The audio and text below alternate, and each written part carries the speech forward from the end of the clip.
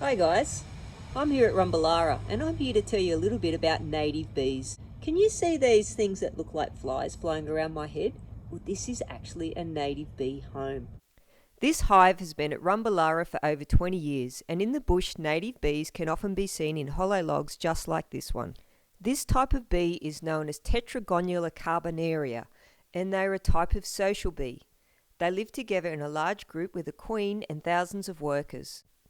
You might like to think about having your own native beehive like these ones at Rumbalara. There are less hollows for native bees, so these hives provide important shelter and allow native flowers to be pollinated near your house or school. On our Google site, you can watch another video to see the honey inside the hive and see how beekeeper Ben can split the hive in half to form two hives. These smaller hives are for a different type of bee called a solitary bee. Female solitary bees make their own individual hives and leave the babies to care for themselves.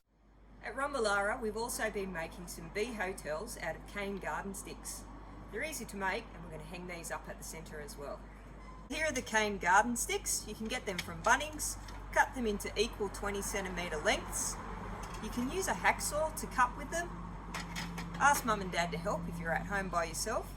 And also use a cable tie to hold them together.